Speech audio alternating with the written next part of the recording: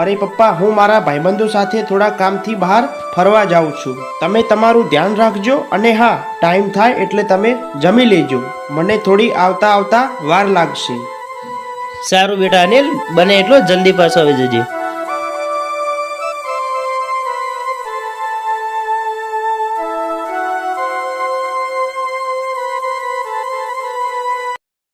અરે યાર, મારા પપ્પા પણ કંઈ કરતા નથી ને દિવસે ધંધામાં પણ નુકસાન જાય છે. હવે તો કંઈક બિઝનેસ જ કરવો પડશે. લાય મારા પપ્પાને જઈને વાત કરું.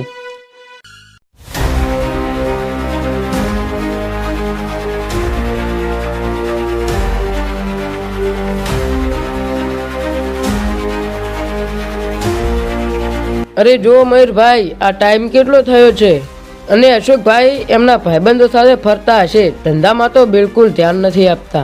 હા રોહિત, તારી વાત એકદમ સાચી છે. આજે તો આવા દે એને અલગ રીતે પાઠ ભણાવું તો જ એને ખબર પડશે.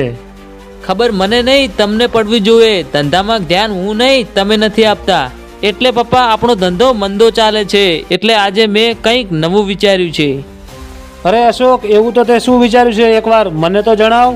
અરે જુઓ પપ્પા, આમ પણ આપણો ધંધો મંદો ચાલે છે. એટલે મેં એક નવો બિઝનેસ સ્ટાર્ટ કરવાનું વિચાર્યું છે, પણ એમાં જમીનની જરૂર છે.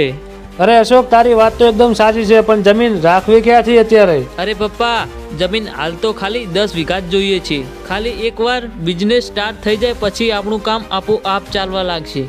અરે અશોક, અત્યારે મારે 10 વીઘા જમીન લાવવી ક્યાંથી? અરે મયુરભાઈ, એમાં શું ટેન્શન લ્યો છો? આપણા બાજુના ગામમાં એક માણસ છે, એની પાસે હાલમાં 10 વીઘા જમીન છે. અને હા, એ સાવ ગરીબ છે, એટલે જમીન આપણને સસ્તી આપી દેશે.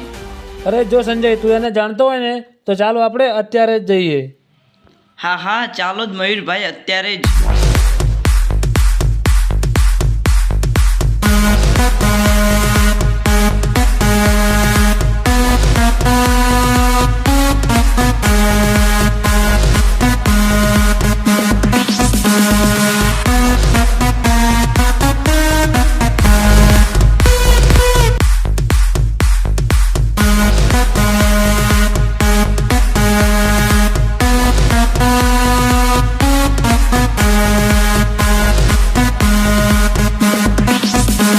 અરે આવો આવો ભાઈ, બેસો. કોનું કામ છે તમારે?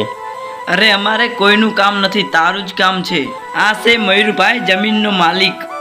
હા તો તું છે જમીનનો માલિક એમ ને? તો મારે એ જમીન ખરીદવી છે. બોલ રકમ, હું તને મોં માગી રકમ આપીશ. અરે જુઓ ભાઈ, એ જમીન મારા બાપ દાદાની નિશાની છે, અને તમને કોને વાત કરી કે જમીન વેચવાની છે? અરે ભાઈ, પ્રેમથી કહું છું, માની જાવ. તને મોં માગી રકમ આપીશું, નહીતર અમે અમારા વાળી કરશું તો તને 1 રૂપિયો પણ નહીં મળે. અરે જુઓ ભાઈ, મારે એ જમીન નથી આપવાની. તમે અહીંયાથી ચાલ્યા જાઓ ચૂપચાપ. અરે મયુરભાઈ, આ એમ નહીં માને, આને આપણી રીતે સમજાવો. હા હા રોહિત, થોડી શાંતિ રાખ. એવું જ કંઈક કરવું પડશે. લે આ પકડ દસ્તાવેજ અને કરાવી દે સાઈન.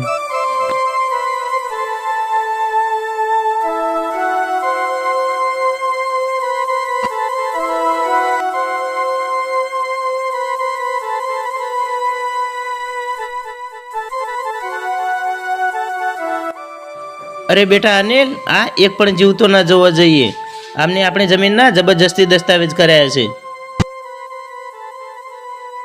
ઓહો, આ છે તારો દીકરો એમ ને? તો આજે એને પણ જોઈ લેશું. અબે એ જોઈ લેશું શું? આ ઊભો તારી સામે, જે થાય ને એ કરી લે, સમજ્યો? એ સંજય, અશોક, આને પણ બહુ ગરમી ચડી લાગે છે. એની થોડી ગરમી ઉતારી દો એટલે થોડો ઠંડો પડી જાય. ઠંડુ તો કોણ પડે છે એ તો હવે ખબર પડશે.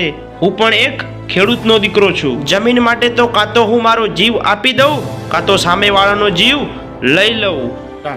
ઓહો, તારામાં પણ આટલી બધી જીગર છે એમ ને? તો આજે હું પણ જોઈ લઉં કે કોણ કોનો જીવ લે છે.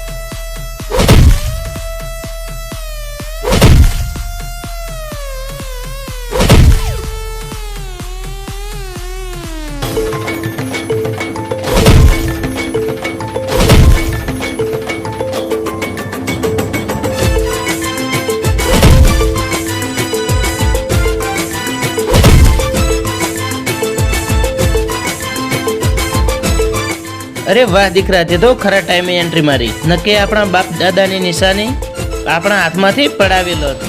અરે પપ્પા, આવા બધા તો આફતો આયા કરે, પણ તમે શું લેવા ટેન્શન લો છો? તમારો દીકરો હજુ બેઠો છે.